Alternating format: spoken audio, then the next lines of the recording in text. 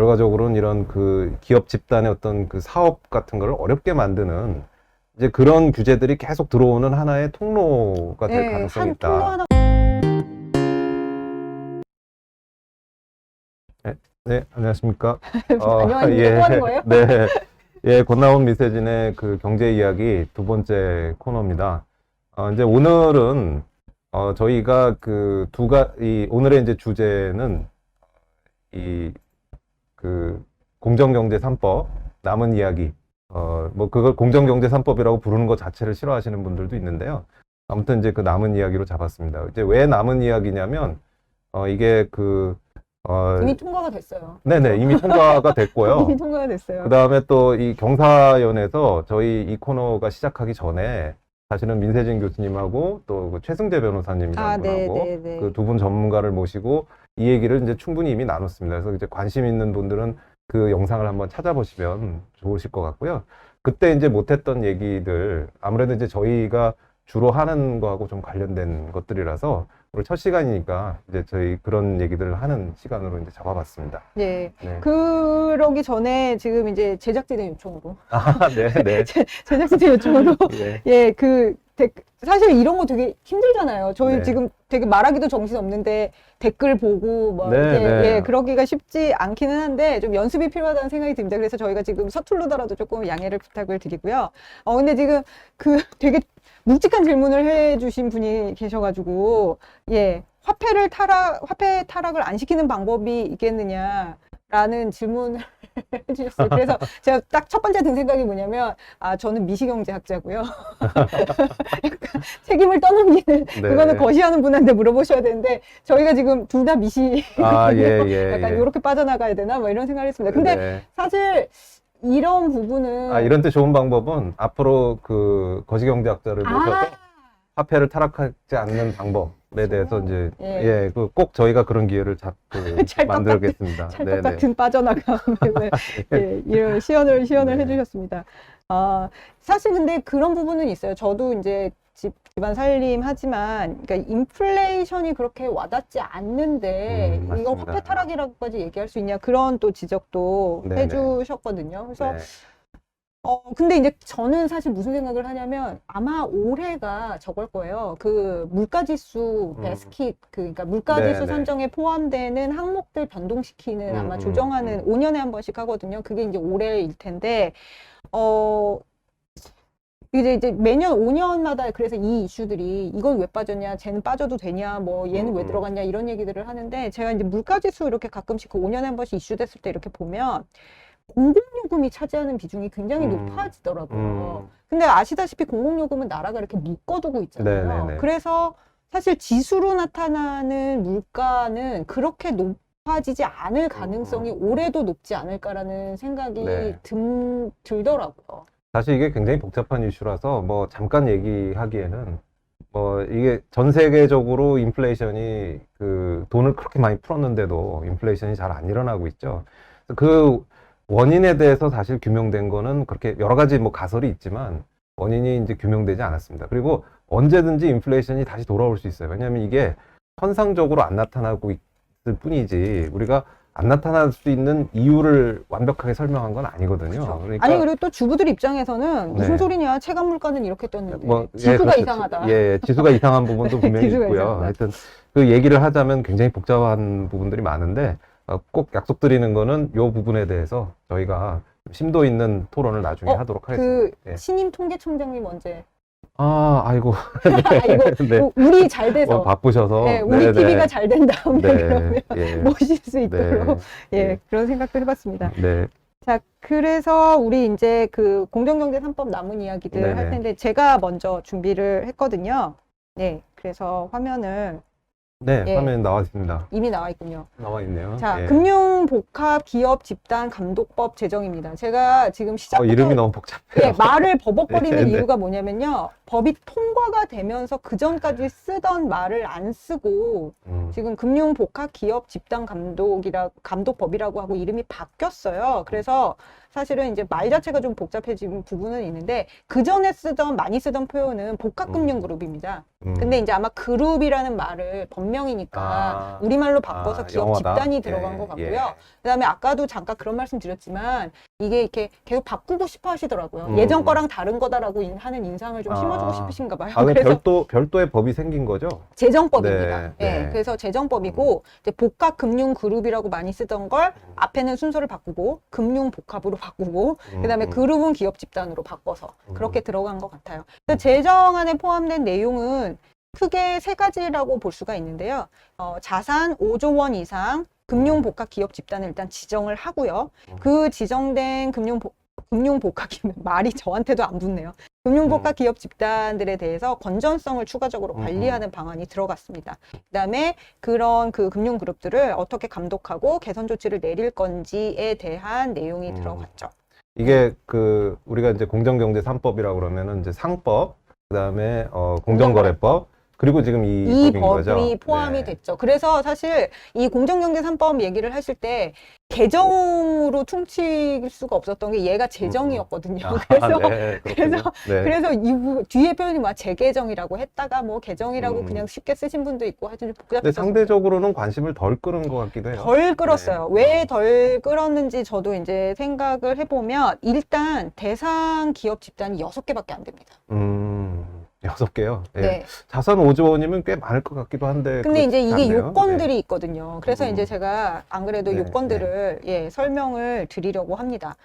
보시면 이제 일단 그 정의부터 시작을 하는데요. 금융복합 기업 집단인데 뭐가 들어가냐면 복합이잖아요, 이게. 그래서 복합이기 때문에 은행, 이제 저축은행 포함해서요. 보험, 증권, 이 세 개 대표적인 금융 영역 중에서 2개 이상의 업을 영위를 함으로써 복합이라고 하는 부분을 강조를 했고요. 그 다음에 그런 애들 중에서, 애들이라고 하니까 그런 기업 평소에 말투가 지금 막 나오고. 그러게 말입니다. 예. 제가 지금 긴장을 안 했나 봐요. 좀 더 재야 될 것 같습니다. 기업 집단 중에서 자산 규모 5조 원 이상 을 대상으로 했습니다. 그래서 제가 좀 전에 말씀드렸다시피 이제 삼성, 한화, 미래에셋, 현대차, 교보, DB 이렇게 6개가 해당이 됐거든요. 근데 이제 얼핏 생각하면은 우리가 뭐 유니버설 뱅킹 뭐 이런 얘기도 오래전부터 나왔는데 뭐 은행, 보험, 증권 이런 게 점점 경계가 없어지는 그런 추세잖아요. 근데 그렇죠. 굳이 이거를 뭐 2개를 했다라는 게 뭐 하나 하는 거랑 2개 하는 거랑 뭐 이렇게 큰 차이가 있나요? 이제 이게 그 2가지로 설명을 드릴 수가 있을 텐데, 첫 번째는 사실은 은행 중심의 이른바 복합금융기업 집단은, 금융복합기업 집단은 이미 금융지주회사 법으로 감독을 받고 있습니다. 그러니까 이게 뭐냐면 또 걔네들이야. 기업, 그러니까 네네. 지주회사로 되어 있잖아요. 뭐 네네네. 신한금융지주. 그렇죠. 금융지주회사라는 게 있죠. 금융지주회사라는 게 있죠. 그래서 그 금융지주회사들은 이미 이제 그렇게 복합적으로 많이 가지고 있고, 그런 기업 집단들은 이미 금융지주회사 법이라는 것으로 감독을 받았었고, 사실은 그래서 공백이라고 계속 공격을 받아왔던 거예요. 금융지주회사들은 이렇게 다양한 업들이 공존하고 있으면서 금융지주회사법의 감독을 받고 있는데 왜 이렇게 다양하게 가지고 있으면서 그런 류의 그런 수준의 규제를 받지 않냐라고 그러니까 하는 게 은행이 아니지만 금융기관을 그렇죠. 갖고 있는 그렇죠. 그러니까 그게 이제 규제의 공백이다라고 지적이 되어 왔었던 거고, 사실은 이제 유럽하고는 상황이 굉장히 다른데, 유럽 같은 경우는 말씀하셨던 유니버설 뱅킹 같은 경우는 뭐 도이치뱅크다 이러면 은행하고 증권이 사실은 한 회사 안에 있어요. 그게 진정한 이제 유니버설 뱅크죠. 정말 그냥 그 안에 있거든요. 그래서 유럽 같은 경우는 은행 및 증권회사가 보험과 같이 있을 때 은행 왜냐면 거기는 보험과 하나의 은행 사이에 왜냐면 그러니까 그 은행하고 증권회사가 한 그 회사인 경우가 굉장히 많기 때문에 그래서 이제 보험이 이제 추가적으로 보험이 같이 있는 경우, 또는 이제 보험이 중심인데 뭐 은행 또는 증권회사를 보유하게 된 경우, 이런 식으로 이제 유럽에서 많이 접근을 했죠. 근데 이제 우리나라에서는 은행은 현실적으로 금융지주 회사들로서 감독을 이미 받고 있기 때문에, 그러다 보니까 보험회사와 증권회사가 같이 있는 경우, 이제 주요 대상이 된 거죠. 근데 사실 이제 제가 요 부분에서 참 설명을 많이 드릴 수밖에 없다라는 생각이 든 게 뭐냐면 제가 그 다음에 이제 한 줄 요약을 나름 해놨거든요. 지정 기준의 한 줄 요약. 네. 재별 구제와 네네. EU 복합금융그룹 감독 지침의 한국적 조합이다라고 제가 표현을 해놨어요. 그러니까 그게 왜 그러냐면 사실 지금 들어가 있는 6개 기업 집단 보시면 현대차? 약간 현대차? 그렇죠. 현대차가 예, 예. 뭐가 있지? 네, 뭐 네. 약간 이런 생각 드실 수 있거든요. 현대캐피탈. 현대캐피탈이죠. 예, 예. 근데 캐피탈은 은행도 아니고 저축은행도 아니고 보험도 아니고 음. 증권도 아니잖아요. 네네. 그죠? 현대카드. 카드. 그죠? 맞죠. 예, 예. 카드도 은행도 아니고 아니잖아요. 네. 근데 이제 현대차 그룹 안에 증권회사가 하나 있기는 합니다. 네네. 예, 증권회사가 하나 있는데 그러면 증권회사하고 캐피탈 또는 증권회사하고 카드가 복합이야?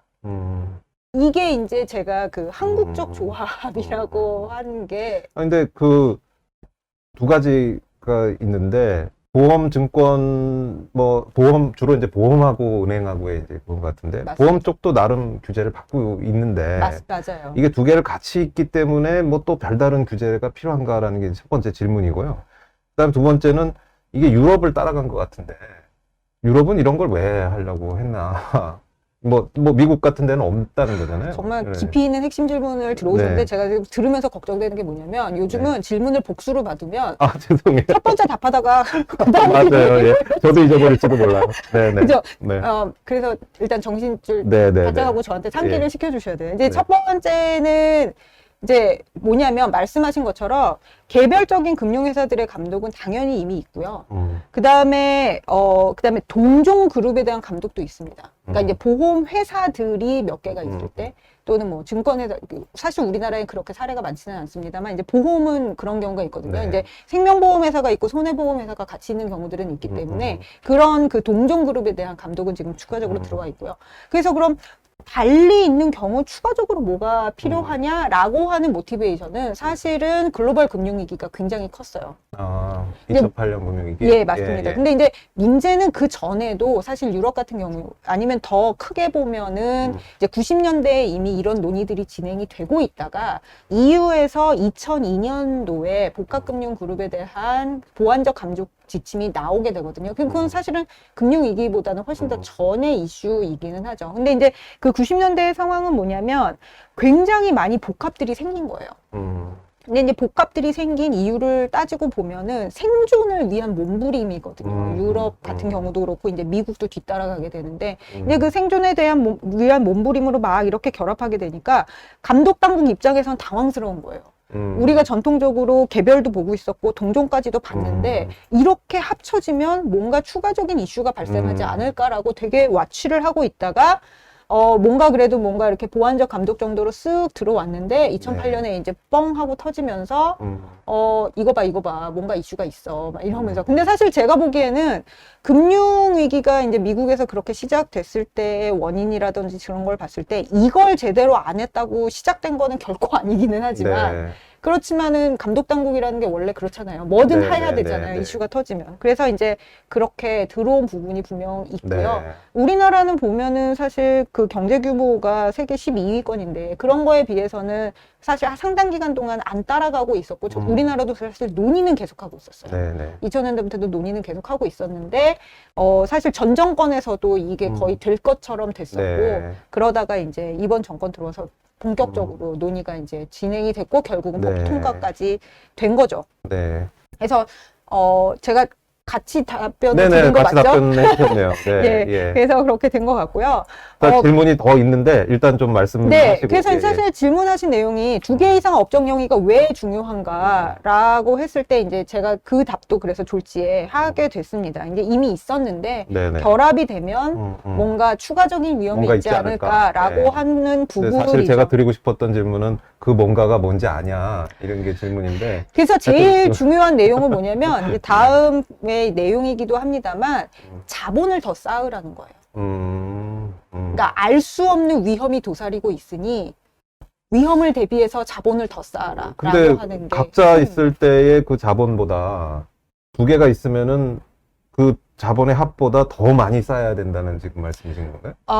일단 이제 그 계산식이 사실은 있기는 해요. 그걸 아. 어떻게 계산하는지. 그러니까 그 이제 그 뒷부분에 가서 말씀드려도 되죠? 네네네네. 예, 예. 네, 아, 그 뒤에 죄송합니다. 가서- 제가 자꾸. 아니요. 네. 근데 사실 이렇게 질문을 해주시면 저도 아마 권 교수님께서 궁금하신 내용이 아마 이렇게 들으시는 분들도 네, 궁금하실 네. 만한 내용이라서 네. 그 저는 사실 말씀드렸지만 2000년대 초반부터 이 이슈를 계속 봤기 때문에 네. 저는 약간 매몰된 부분이 분명히 예, 예, 있거든요. 예. 그래서 말씀을 제가 알겠습니다. 마저 드리면, 예, 예. 말씀을 마저 드리면, 그래서 자산 5조 원이 아까 말씀하셨잖아요. 되게 많을 것 같은데라고 말씀을 하셨잖아요. 네. 자산 5조 원이면, 자산 5조 원이 사실은 굉장히 금융원사로 보면은 별게 아닌 적일 수 있어요. 그래서 저는 이 한국적 조합에 다시 걸리는 부분인데, 선례가 있는 EU 같은 경우 보면은, 제가 이제 이 다음 그림을 보여드릴게요. 네. 되게 복잡하죠. 아, 예. 아, 보기도 싫어요. 너무 네. 복잡해서. 일일이 보시라고 보여드린 그림 네. 아닙니다. 일일이 네. 보시라고 보여드린 그림 아니고, 다만 EU는 이렇게 복잡한 과정을 거쳐서 복합금융그룹이냐를 판단을 해요. 아, 이게 EU에서 만든 기준인 거죠? 지금 이게? 그림은 제가 아. 그렸고요. 네네. 그러니까 사실 이제 네. 법조문으로 EU면 막 영어였겠죠. 네. 예, 영어기도 했고, 네.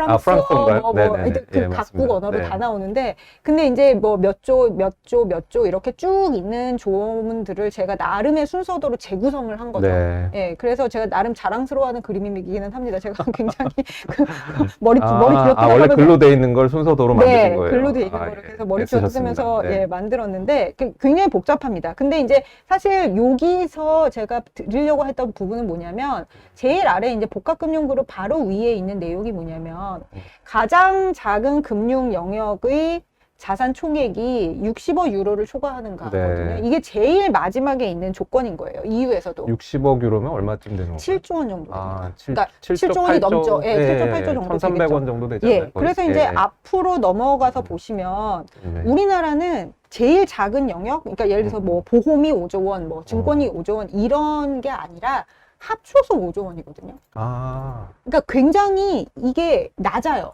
그러니까 웬만하면 다 이유는 보겠다. 다 이것저것 다 고려를 해서 한 다음에 각각이 5조가 넘어야 그러고 되는데. 나서 다 통과를 했는데도 네네. 제일 작은 영역이 60억 아. 유로가 안 되면 네네. 너는 안 봐도 돼 이렇게 네네. 되는 거예요. 너까지 뭘 이렇게 되는 거거든요. 네. 그럼 이제 생각에 그래서 우리나라는 뭐 EU랑 작으니까. 비교해서 이렇게 네네. 얘기할 수 있지만 네. EU가 EU 전체로 봤을 때나 그렇지 사실 개별국의 개별 회사 그룹들에 이걸 적용을 그렇죠. 하겠다라고 하는 네네. 거거든요. 그러면 보시면 알겠지만 벨기에, 네. 네덜란드, 그죠? 룩셈부르크 우리나라보다 훨씬 작죠. 네. 그죠? 우리나라 경제 규모가 아까도 잠깐 말씀해 세계 11위, 12위 규모입니다. 그러니까 거의 EU 전체 단위에서 정말 그 큰 그런 기업이 아니면 해당 사항이 거의 없다는 말씀이세요. 없어요. 예. 없습니다. 없는데 우리나라는 5조 원으로 해서 사실 웬만하면 다 보겠다고 네. 굉장히 허들을 낮춰 네. 놓은 거거든요. 그런데도 그래서 6개밖에 안 되긴 하는데 사실. 그렇기는 하죠. 근데 이제 여러 가지로 보면 사실은 이제 교보 같은 경우는 동종그룹 감독으로 충분한 정도인데 증권회사 하나 있다라고 해서 이 5조 원에 걸려서 포함이 된 거고. 네네. 말씀드렸다시피 현대차 같은 경우는 캐피탈이나 카드 회사가 은행이나 저축은행에 준하는 그런 어떤 금융적 리스크를 안고 있냐라고 봤을 때 이제 좀 갸웃하게 되는 거고. 네네. 왜냐면은 이제 선례에서는 그런 것들을 찾아볼 수가 없기 때문에. 그래서 네. 그래서 이제 재벌 규제와 네. 그다음에 네. 이제 선례가 있는 EU 그룹의 이제 한국적 조합이다라고 말씀을 드린 거거든요. 그래서 네. 이 보시기 싫은 그림은 빨리 넘어가고요. 음. 그래서 그러면 이제 이렇게 지적을 했는데 뭘 하겠다라는 것이냐라고 하면은 건전성 관리입니다. 건전성 관리인데 가장 대표적인 게 자본 적정성을 재계산을 하는 거고요. 이게 보면은 사실 중요한 부분이 뭐냐면 이게 이제 그룹사들이기 때문에 서로 지분을 가지고 있을 수가 있어요.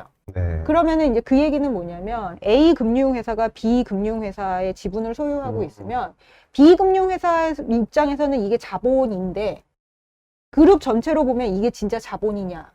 라는 거죠. 그러니까 네. 회사가 지분을 보유를 한 거고 니네가 같은 그룹이면 이거는 진짜 자본으로 인정해주기 어렵다라고 네, 하는 네. 개념인 거거든요. 이게 이제 그 쌍팔년도식 해석에 하면은 이른바 가공자본입니다. 네, 쌍팔년도 이런 말씀 하지 마시고요.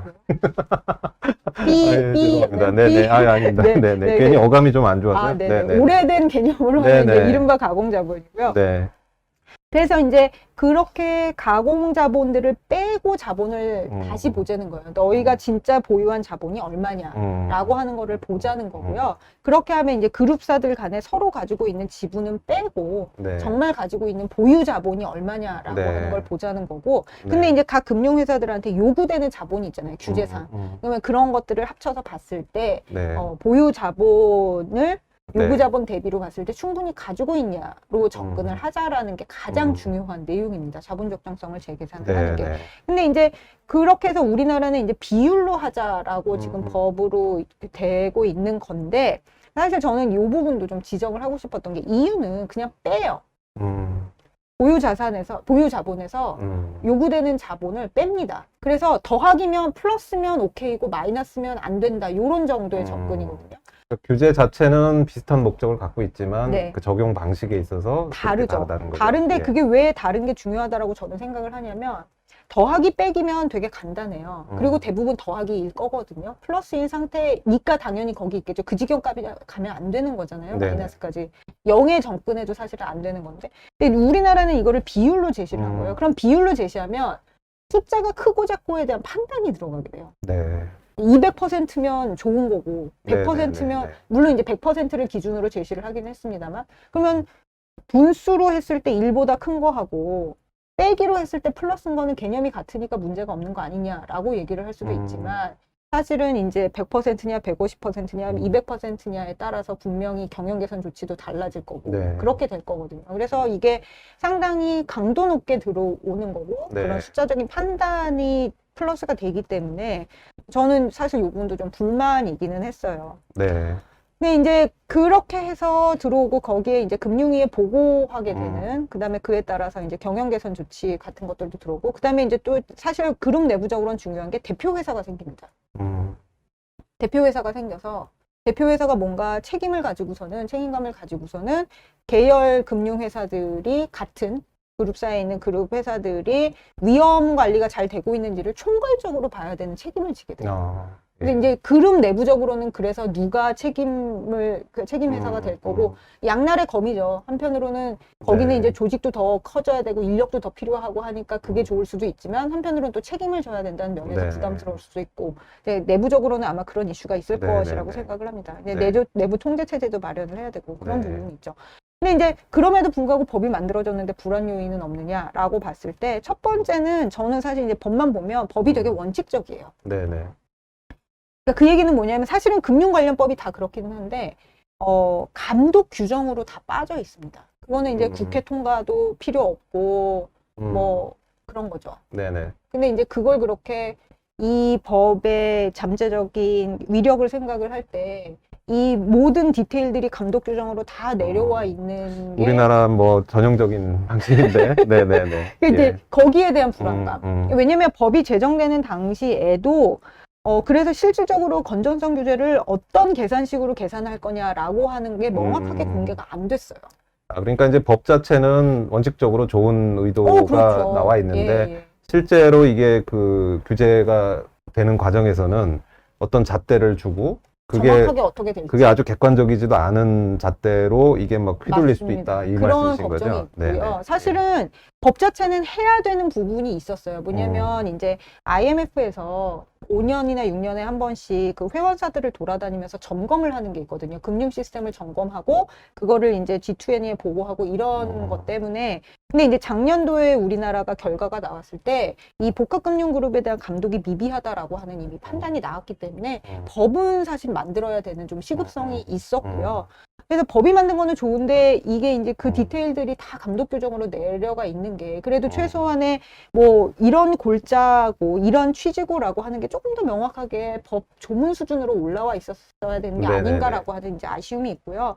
그 다음에 이제 또 하나는 이른바 이 법이 재정이 시급하고 정부에서도 좀 반드시 통과를 이번에 시켜야 된다라고 하고 움직이다 보니까 무슨 문제가 있었냐면, 이른바 재계 입장 또는 업계 입장에서는 독소 조항이라고 하는 것들이 있었습니다. 이제 네. 임원의 겸직을 좀 어렵게 한다든지, 또는 뭐 뭐 몇 가지가 있었어요. 이제 그 지분을, 그 위험성을, 자본을 다시 계산을 하는 데 있어서 보유하고 있는 계열사 지분을 어떤 정도의 리스크로 반영을 예. 해서, 물론 그거는 지금 법에 있는 게 아니라 감독 규정으로 빠져 있을 거기는 하지만, 근데 어쨌든 그런 내용들의 이른바 이제 업계 입장에서의 독소 조항들이 있었는데, 그런 것들이 지금 빠져서 제정이 됐거든요. 근데 이제 보시면 아시겠지만 언제든 개정은 할 수 있는 거잖아요. 지금 공정거래법 개정 말씀하시는 거지만, 그러니까 사실은 정부 입장에서는 재정이 급했던 거고 그래서 독소 조항을 빼고 갔지만, 알겠습니다. 언제든지 재정의 칼날, 네. 그러니까 개정의 칼날이 들어올 수 있기 예. 때문에 업계 입장에서는 또 안심할 수 없는 그런 부분들이 예, 남아있죠. 사실 궁금한 점이 많은데. 너무 시간이 많아요. 제 것도 해야 되기 때문에. 어떻게.